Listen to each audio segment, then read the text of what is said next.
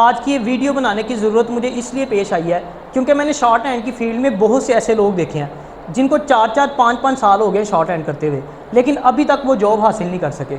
अच्छा, मेहनत बहुत कर रहे हैं, दिन रात मेहनत कर रहे हैं, लेकिन नतीजा कोई नहीं है। क्या वजह है? क्योंकि उनके पास कोई मेथड नहीं है, वो रैंडम प्रैक्टिस कर रहे हैं।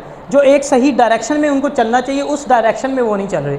मेरी एक बात याद रखिएगा कि अगर आपकी नीयत अच्छी हो और आपकी डायरेक्शन, जिस डायरेक्शन पे आप जा रहे हैं वो डायरेक्शन ठीक हो, तो आपको मंजिल तक पहुंचने से कोई नहीं रोक सकता।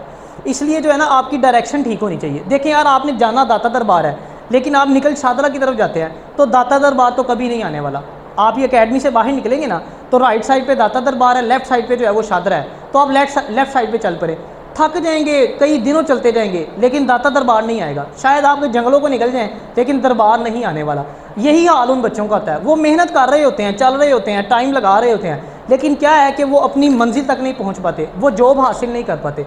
तो आज मैं एक ऐसा मेथड इंट्रोड्यूस करवाने जा रहा हूँ कि जिस पे अगर आप अमल कर लेते हैं, बिल्कुल उसके ऐन मुताबिक आप प्रैक्टिस करते हैं, तो 1 माह के अंदर इंशाअल्लाह आपकी शॉर्ट हैंड जो है वो बहुत इंप्रूव हो जाएगी और आप टेस्ट पास करने के काबिल हो जाएंगे।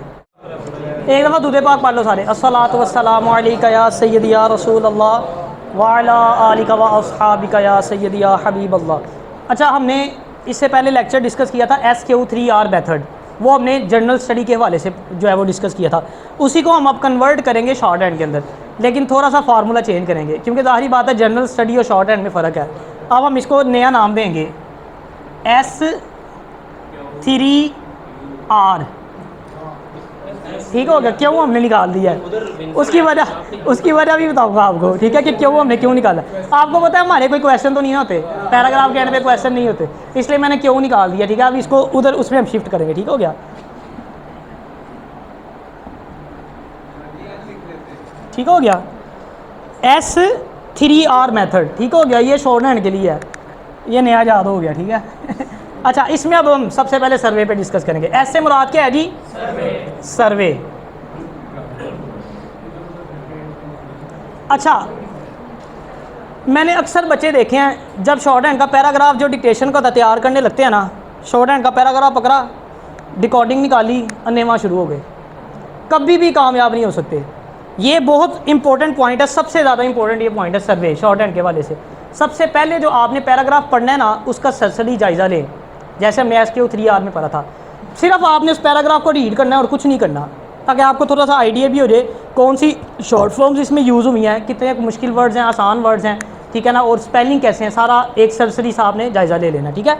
सेकंड नंबर पे R3R, उसमें 3 R है, हमने पढ़ा है। R3R से मुराद है R1, R2 और R3। ठीक हो गया? अच्छा, R1 क्या है जी? R1। अच्छा, R1 में हमने क्या करना है सबसे पहले? अब रीडिंग मैंने आपको बताया सरसरी जायज़े में क्या है, 2 से 3 मिनट में आपने बस उसका एक हल्का सा जायज़ा ले लेना। ठीक है ना? अब R1 में हम उसकी रीडिंग करेंगे।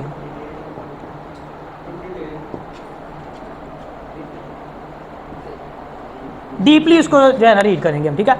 अब उसमें हमने क्या करना है डीपली, जब उसको हमने रीड करना है, सबसे पहले आपने जो है ना उसके मीनिंग लिखने हैं। नंबर 1,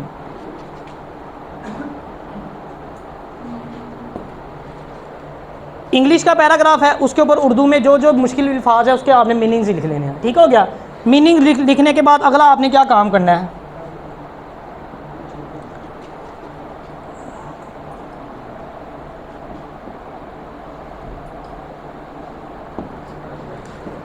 अच्छा, मीनिंग लिखने के बाद एक और काम भी आपने करना है।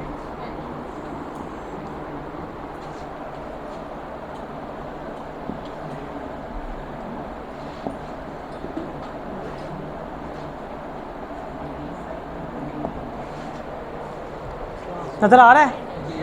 अब आपने उसको ट्रांसलेट भी करना है। हर बच्चे की इंग्लिश अच्छी नहीं होती, इतना ज़्यादा नहीं हो पाता। जितना आपसे हो रहा है, जितना आपको समझ आ रहा है ना, उसको ट्रांसलेट जरूर करें। पहले आपने उसका सर्वे कर लिया, मोटा सा उसको पढ़ लिया, थोड़ा थोड़ा सा। ठीक है? उसके बाद आपने उसके मीनिंग लिखने हैं, उसके ऊपर सारे मुश्किल अल्फाज के मीनिंग लिख लेना है। ठीक हो गया? देन फिर आपने मीनिंग के साथ उसको रीड करना है, यानी उसको ट्रांसलेट करने की कोशिश करनी है, ताकि आपको पैरा अंडरस्टैंड। जो लकीर का फ़कीर है ना, वो शॉर्ट हैंड में कभी कामयाब नहीं होता। आप यहाँ पे तो पैरा तैयार करके आते हो ना, आपको वो पैरा लिखवा दिया जाता है, लेकिन वहाँ पे आप तैयारशुदा पैरा थोड़ी करोगे, वहाँ पे तो अनसीन पैराग्राफ होगा जो आपने देखा भी नहीं होगा पहले। तो वहाँ पे कौन बच्चा कामयाब होगा? जिसकी इंग्लिश थोड़ी सी अच्छी होगी, जिसको पता होगा कि मैंने क्या लिखा हुआ है, एज़ कहाँ लगना है, एज़ कहाँ लगना है, मीनिंग पता होंगे तो वो सेंटेंसेस को सीधा कर लेता है। ठीक है, बहुत आसानी होती है, ये बहुत इंपॉर्टेंट ट्रिक है, बच्चे इस पर तवज्जो नहीं देते। अच्छा, तीसरा इंपॉर्टेंट स्पेलिंग जो होते हैं वो आपने निकाल लेना है। अब स्पेलिंग को याद कैसे करना है? याद करने के दो तरीके होते हैं, उसमें भी SQ3R मेथड में भी ये हमारा पॉइंट मिस हो गया। याद करना है, एक तो ऊंची बोल बोल के याद करने का भी तरीका होता है, यानी उसको दोहराया जाए बार बार बार बार। दूसरा लिख के, लिखने वाला तो बहुत इफेक्टिव होता है, ऊपर लिखे पूरा पूरा पेज एक एक स्पेलिंग का लिखे, आपको कभी भी स्पेलिंग नहीं भूलेंगे। ठीक है ना, शॉर्ट हैंड में सारी चीज़ें काउंट होती है, ये नहीं कि आपने इंग्लिश लिख दिया बट ठीक है, वहाँ पे स्पेलिंग की भी है, कोमे फुल स्टॉप सब की गलतियाँ जो है वो काउंट होती हैं, तो आपके स्पेलिंग नहीं गलत। बच्चे बहुत मार खाते हैं, इतनी ऐसे ऐसे बच्चे मैंने देखे इतनी अच्छी शॉर्ट हैंड होगी, 100% पिक कर लेते हैं, 100 की स्पीड 110 की पिक कर लेंगे, स्पेलिंग से मार खा देंगे। सारा लिख लिया है, सारी वो पिक कर ली, डिक्टेशन सारा लिख दिया है, स्पेलिंग गलत हो गया, उस स्पीड को पिक करने का क्या फ़ायदा हो? कोई फ़ायदा भी ना, जब आपके सारे स्पेलिंग ही गलत है। ठीक है,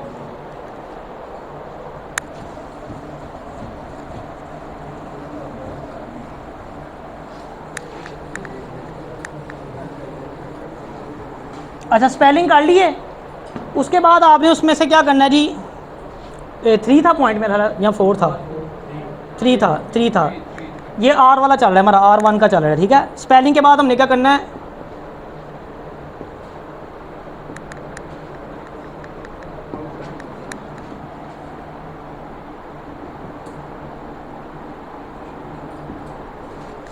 जितनी उस पैराग्राफ के अंदर इंपॉर्टेंट आउटलाइंस हैं और जो शॉर्ट फॉर्म्स वगैरह हैं वो सारी आपने जो है ना एक साइड पे निकाल लेनी है।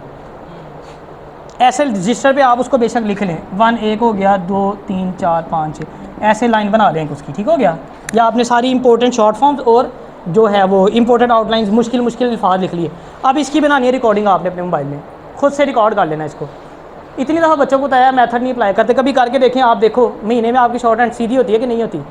मुश्किल पैरा हम क्या करते हैं, एक दफ़ा बाद देख लिया पैराग्राफ लफ्ज़, उसके बाद रिकॉर्डिंग करना शुरू कर दी, प्रैक्टिस करना शुरू, कभी भी तैयार नहीं होगा। हमेशा मुश्किल वर्ड्स ही तो मिस होते हैं यार। कभी आपसे बट विच दा मिस हुआ है, मैं आपको 100 की स्पीड पे भी लिखवाऊंगा, आप बट विच दा लिखते रहोगे, रट्टा लगा हुआ है, अच्छे तरीके से याद है। इनकी प्रैक्टिस करते ही नहीं, पूरे पैराग्राफ को रगड़ा लगाई जाते, उसमें बाकी वर्ड्स तो होते ही आसान है, इशू तो है ही मुश्किल अल्फाज का। तो ये सारे मुश्किल अल्फाज निकाल के आपने उसकी क्या करनी है, प्रैक्टिस। पहले इसकी प्रैक्टिस करनी है, रिकॉर्डिंग के साथ करनी है, समझ गए मेरी बात? रिकॉर्डिंग बना के बार बार उसको, जब तक मुश्किल अल्फाज आपके हाथ पे नहीं चढ़ जाते आपने इसको नहीं छोड़ना, चाहे आपको 50 दफ़ा इसको लिखना पड़े, आपने लिखना है। अगला काम क्या करना है, चौथा, आप रिकॉर्डिंग से प्रैक्टिस करनी है पूरे पैराग्राफ की। अच्छा, उसको क्या करना है, 3 हिस्सों में डिवाइड करना है। अगर किसी बच्चे की अच्छी स्पीड है, वो पहली स्पीड ही 90 पे पिक कर लेता है, तो वो उसको 3 हिस्सों में डिवाइड कर लें, 90 100 110। इसी तरह हर बच्चे का अपना स्टेप है, किसी से नहीं होती तो वो 70 80 90, और किसी से नहीं होती तो वो 80 90 100। और ये हर स्पीड कितनी दफ़ा करनी है, 5 टाइम्स। समझ गए हैं? आपकी स्पीड अच्छी है, आपने ये सारा मेथड अप्लाई करने के बाद जब आपका पैरा सारा गो थ्रू हो गया, आपने स्पेलिंग याद कर लिए, मुश्किल आउटलाइन कर ली है, अब आपने रिकॉर्डिंग निकाल लेनी है, 90 पे उसकी करनी है 5 दफ़ा प्रैक्टिस। ठीक हो गया, 5 दफ़ा कर ली, फिर अगली स्पीड 100 की आ जाएगी, फिर 5 दफ़ा, फिर अगली स्पीड आ जाएगी 110 की, फिर 5 दफ़ा, इस तरह आपने करना है। अच्छा, अब हर बच्चे का अपना हिसाब होता है, कोई लाइक होते हैं, अच्छा माइंड होता है, वो जल्दी पिक कर लेते हैं, वो 5-10 दफ़ा लिखते हैं तो अच्छी पिक हो जाती है, कई 15 दफ़ा लिख के भी नहीं सही तरह होती। तो वो जब बदला बीमार होता है, डॉक्टर ठीक ना हो रहा हो, डॉक्टर के पास जाओ, डॉक्टर डोज बढ़ा देता है ना, डोज बढ़ा देनी है, 15 दफ़े से नहीं हो रहा 20 दफ़ा कर दो, 20 दफ़े से नहीं हो रहा 25 दफ़ा कर दो, यही हाल है ना। Practice practice and practice, short hand का कोई और हाल नहीं है, इसी से सही होगी।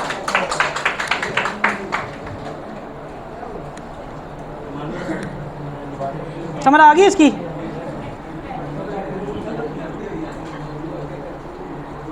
अच्छा, R2 क्या था हमारा, याद है? R2 का मतलब क्या है? R2 में हमने वहाँ पे पढ़ा था रिसाइट और रिकॉर्ड। रिसाइट हमने पढ़ लिया है पहले R के अंदर, क्योंकि याद तो हमने कर लिया, स्पेलिंग भी हमने याद कर लिए, इंपॉर्टेंट आउटलाइंस भी हमने देख ली, सारी होगी। इसको हम बनाएंगे रिकॉर्ड के नाम से, रिकॉर्ड का नाम इसको हमने सेकंड R को दे दिया। ठीक है, अब नोट्स कैसे बनाने हैं, आपको एक बड़ा अच्छा तरीका बताऊँ, एक तो समराइज हो जाएगा काम और आपको हमेशा याद भी रहेगा। आपके नोट्स हैं ना, पैराग्राफ 1 2 3 4, उनको पिन खोल लें उसकी। ठीक है, खाली वाइट पेपर ले लें आप, वाइट पेपर को आपने क्या करना है, अच्छा अब जैसे हमने पहले ही उसका ऑपरेशन कर दिया हुआ पैराग्राफ का, हमने इंपॉर्टेंट आउटलाइन भी उसकी अंडरलाइन कर दी हुई है, मुश्किल अल्फाज, स्पेलिंग, हर चीज़ हाईलाइट है, कोई चीज़ बाहर तो नहीं है। वो सारी की सारी आप एक वाइट पेपर लें, उस पर लिख दें, इंपॉर्टेंट आउटलाइन सारी लिख के आगे उसके वो लिख दें, इंग्लिश लिख के आगे आउटलाइन लिख दें, उसके बाद स्पेलिंग जो डिफरेंट है मुश्किल किस्म के वो भी साइड पे करके लिख दें। उसको आप पैराग्राफ 1 के नीचे आ जाएगा वो आपका जो उसका क्वेश्चन पेपर कह लें, कुछ भी कह लें उसको, ठीक है। फिर तीसरा पैराग्राफ आएगा, फिर उसके नीचे उसका नोट्स का पेपर, फिर चौथा पैराग्राफ, फिर नोट्स का पेपर। समझ गया मेरी बात? इस यानी अगर आपके 100 नोट्स हैं वो कितने बन जाएंगे? 200। सबसे बड़ा फ़ायदा क्या होगा, जब भी पैराग्राफ तैयार करना होगा पूरे पैरे को देखने की ज़रूरत ही नहीं है, वो नोट्स वाला पेज खोलो, पैरा तैयार है। अब उसमें आपको बट, विच, दा, डू को तो देखने की जरूरत तो नहीं है, वो तो सबको ही आता है। मेन इशू तो मुश्किल स्पेलिंग्स हैं और मुश्किल आउटलाइंस हैं, शॉर्ट फॉर्म्स हैं, वो आपने पहले ही निकाल के साइड पे कर ली नहीं है। इस तरह अलग-अलग नोट्स बना ले उसके, ठीक है ना। और एक और मैं आपको तरीका बताऊँ, मैं अपनी स्टूडेंट लाइफ में ऐसे करता था। अब मुझे नहीं पता था कि मैंने बाद में अकेडमी शुरू करनी है, वरना वो कॉपी में अपनी संभाल के रखता। मैंने कॉपी बनाई हुई थी, उसमें मैंने क्या किया था, अल्फ़ाबेटिकली, जैसे फॉर एग्जांपल 5 पेजेस है ना, पहले 5 पेजेस उसको ए का नाम दे दिया। कॉपी है किसी के पास? मुझे दिखाएं।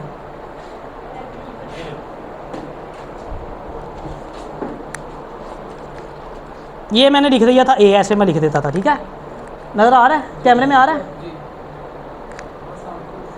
ए लिख देता था, 4-5 पेज छोड़ देता था, फिर उसके आगे लिखता था बी, फिर 4-5 पेज छोड़, इस तरह पूरी कॉपी जेड तक थी। तो मेरी कॉपी गुम गई, मैंने शायद किसी को दी थी। अच्छा, अब जब मैं नोट्स तैयार करता था ना, तो उसमें जो ए से रिलेटेड वर्ड आते थे वो 1 2 3 4 यहाँ पे सारे इकट्ठे हो गए, बी वाले फोल्डर में, सी वाले सी में, डी, इस तरह करके सारे चले थे।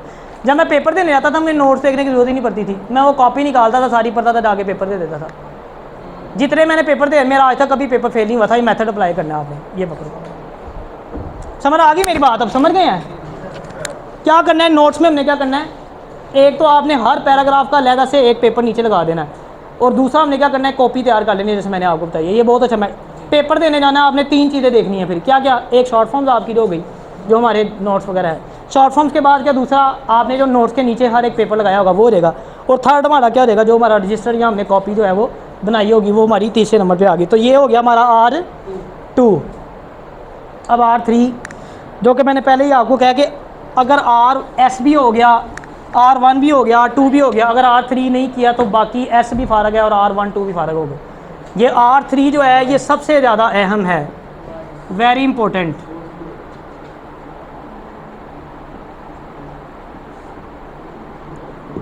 ये सबसे ज़्यादा अहम है। अगर हमने सारी प्रैक्टिस कर ली है प्रीवियस जो मैंने बयान किया, लेकिन इस पर अमल नहीं किया तो बाकी सारा फारग है, नहीं याद रह सकता। इसका भी मैं आपको आसान तरीका बताता हूँ जो मैं अपनी स्टूडेंट लाइफ में करता था, ठीक है ना। वो ट्रिक आपको बताता हूँ मैं कैसे करता था। हमें सेट मिलता था अकेडमी से 10 पेजेस का, 10 पेजेस। जब 10 खत्म होते थे फिर सारा अगला जो है वो सेट हमें देते थे, ठीक है ना। अब मेरा तरीका, बाकियों का तो मुझे पता नहीं, मैं अपना आपसे शेयर करने लगूँ, लेकिन मुझे वो बड़ा फ़ायदेमंद रहा है। मैं क्या करता था कि जो 10 नोट्स होते हैं ना, फॉर एग्जांपल आज पहले पैराग्राफ की डिक्टेशन है, पहला पैराग्राफ हो गया, अगले दिन जब दूसरा पैराग्राफ आया ना तो मैं इसको बाद में तैयार करता था, पहले इसको देखता था। लेकिन वो सारा नहीं, वो जो मैंने आपको ऑपरेशन बताया वो किया होता था पहले। अब मेरे नोट्स गुम गए, जो मैं करता था, मैं कभी आपको दिखाऊँ, गंद वजह था मेरे नोट्स के ऊपर, अंडरलाइन कहीं पे वो स्पेलिंग के ऊपर मैंने निशान लगाए होते कि ये स्पेलिंग गलत है, ये सही है। स्पेलिंग्स को भी लहदा, जो आपके गलत स्पेलिंग्स होते हैं ना, जिसकी आपकी अक्सर रूटीन में गलती आती है, एक डायरी, एक कॉपी रखो जिसमें गलत स्पेलिंग लिखा करो अपने। हम क्या करते हैं, स्पेलिंग याद तो कर लेते हैं, वो हमें याद हो भी जाते हैं, वक्ती तौर पर याद होते हैं। अगर वही स्पेलिंग के 10-15 दिन बाद दोबारा है फिर भूल जाते हैं। बात वही आ गई R3 वाली, रिवाइज़ नहीं करते। आपकी कॉपी बनी हो, आपको पता हो कि ये स्पेलिंग मेरे वीक है, और अगर आप उसको दोहराते हैं ना वो कभी भी नहीं भूलेंगे आपको। फिर सबसे बढ़िया बात है हाईलाइट रहेंगे, जब भी आएगा स्पेलिंग आपको याद आ जाएगा। सुपरिटेंडेंट के स्पेलिंग में गलत लिखता था, आपको पता होगा ये स्पेलिंग मेरे गलत था। अगर 50-60 स्पेलिंग आपके कच्चे होते हैं तो आपको कैसे याद रहेंगे कौन से थे, अलहदा लिखे होंगे तो आप कभी भी नहीं भूलोगे, आपको सारे याद रहेंगे, ठीक है ना। अच्छा, अब ये दूसरा पेज हो गया तो पहला देख लिया, तीसरा हो गया तो पहले 2 देख लिए, चौथा आया तो ये चौथा बाद में करना है, पहले ये 3 देखने हैं। 10वें पे पहुंच गया, पहले वाले 9 देखूंगा फिर अगले पे जाऊंगा। ज़्यादा प्रॉब्लम भी नहीं होती थी, ठीक है ना। उसकी वजह क्या है, रोज़ रिवाइज़ हो रही है। अच्छा देखें, पहली बार में आप चीज़ रिवाइज़ करें ना तो टाइम ज़्यादा लगता है, हो सकता है आपको 15 मिनट आधा घंटा लग जाए। लेकिन अगर वही चीज़ अगले दिन दोबारा रिवाइज़ करेंगे तो वो कम टाइम हो जाएगा। तीसरे दिन करेंगे तो वही 10 मिनट पर आ रहेगी, चौथे दिन करेंगे तो वही 5 मिनट पर आ रहेगी, 5वें में रहेगी वो 1-2 मिनट पर आ रहेगी, ठीक है ना। इस तरीके से प्रैक्टिस करनी है। अच्छा, अब 10 का सेट ख़त्म हो गया, ये मैं रख देता था, वीकेंड पे चला गया मेरे, सैटरडे को मैंने ये सेट देखना है। अगला जो 10 का सेट आ गया वो फिर दोबारा इसी प्रैक्टिस पे चलेगा। समझ आ गई कि नहीं आई?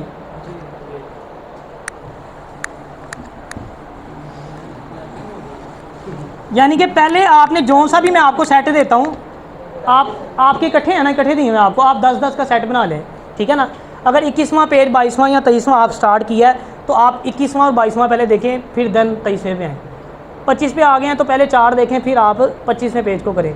29वें पे आ गए हैं तो पहले आप बाकी देखें और फिर आप 29वां या 30वां जो भी पैराग्राफ करना है आपने करें। इस तरीके से आपने चलना है। और जो बैक पे जाई जा रहे हैं 10, वो छुट्टी नहीं जाने हैं।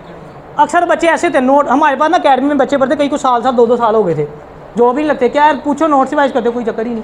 वो पहले वाले पता ही नहीं है कहाँ कर करके वो कि नेकी कर दरिया में डाल नोट कर दरिया में डाल, वो मैं लगता था अभी छुट्टी जाती थी। तो नोट करके फेंकने नहीं, ये सारे नोट संभाल के रखने। हर जो सा 10 का सेट होता रहेगा, वो 50 हो गए या 60 हो गया, आप उसको वीकेंड पे रख लें। वीकेंड पे बंदे के पास टाइम ज़्यादा तो छुट्टी होती है, पीछे से बैठ के सारे रिवाइज़ किए, रूटीन में भी रिवीजन हो रही है, बैक पे भी रिवीजन है, कभी भी नहीं भूलेंगे आपको नोट। ठीक हो गया? ये था हमारा आज का लेक्चर। और एक आपको बस एडवाइस करना चाहूँगा कि अगर कभी ज़िंदगी में आपको किसी यतीम की कफ़ालत का मौका मिले, अल्लाह ताला आपको यतीम की कफ़ालत का मौका दे, तो उसके साथ अच्छा सलूक ज़रूर करना। नबी अलैहिस्सलातु वस्सलाम ने इरशाद फरमाया कि मुसलमानों के घर में सबसे बेहतरीन घर वो है जहाँ पे यतीम के साथ अच्छा सलूक किया जाता है, और मुसलमानों के घरों में जो सबसे बुरा घर है वो है जहाँ पे यतीम के साथ बुरा सलूक किया जाता है।